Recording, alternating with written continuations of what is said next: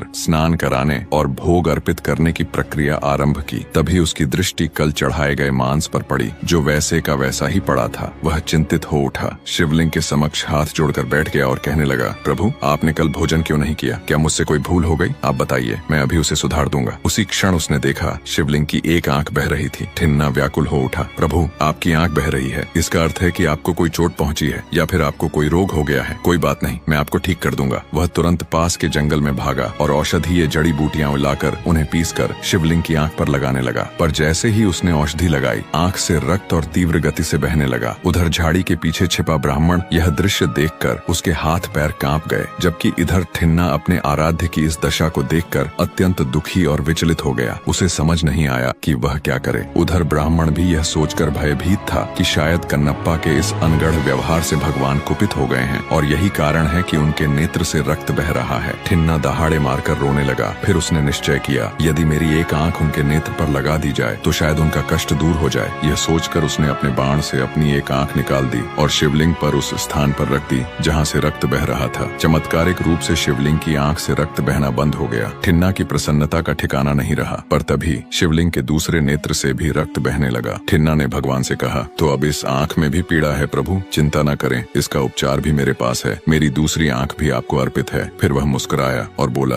प्रभु आप पूछेंगे कि मैं नेत्रहीन होकर आपको कैसे देखूंगा, पर आप ही तो मेरी दृष्टि हैं प्रभु। अब से मैं केवल आपकी आंखों से देखूंगा। वह जैसे ही अपने बाण से दूसरी आंख निकालने ही वाला था, उसे ध्यान आया, एक बार यह नेत्र भी चला गया तो वह कुछ देख नहीं पाएगा। फिर शिवलिंग पर सही स्थान पर वह नेत्र कैसे रखेगा? उसने तुरंत उपाय किया। उसने अपने पैर का अंगूठा उस स्थान पर टिकाया जहाँ शिवलिंग की आंख थी, ताकि वह अंधा होने के बाद भी जान सके कि नेत्र कहाँ रखना है। और जैसे ही उसने दूसरी आंख निकालने का प्रयास किया, शिव स्वयं प्रकट हो गए। उन्होंने ठिन्ना का हाथ थाम लिया। अपने आराध्य के साक्षात दर्शन होते ही ठिन्ना भाव विह्वल होकर महादेव के चरणों में गिर पड़ा। उसकी आंखों से अश्रुधारा बहने लगी। महादेव ने स्नेह पूर्वक उसके सिर पर हाथ रखा और उसकी दोनों आंखें तुरंत ठीक कर दी, जैसे कभी कोई घाव हुआ ही न हो। उसी क्षण मंदिर के बाहर झाड़ियों में छिपकर सब कुछ देख रहे ब्राह्मण भीतर आया और वह भी महादेव के चरणों में गिर पड़ा। उसने कांपती आवाज में कहा, हे महादेव, मेरे मन में यह अभिमान घर कर गया था कि मैं ही आपका सबसे बड़ा भक्त हूँ, क्योंकि मैं विधि पूर्वक पूजन करता हूँ, शास्त्रों का पालन करता हूँ। लेकिन आज इस वनवासी भक्त ठिन्ना ने मेरा सारा अभिमान चूर चूर कर दिया। उसी की वजह से आज मुझे आपके दिव्य रूप के दर्शन हुए। आज मैंने जान लिया है कि आपको विधियों या कर्म कांडों से नहीं, केवल शुद्ध भक्ति और प्रेम से पाया जा सकता है। भगवान शिव दोनों भक्तों से अत्यंत प्रसन्न हुए। उन्होंने दोनों भक्तों को आशीर्वाद दिया और विशेषकर ठिन्ना को आशीर्वाद देते हुए बोले, ठिन्ना, आज से तुम कन्नप्पा नयनार के नाम से जाने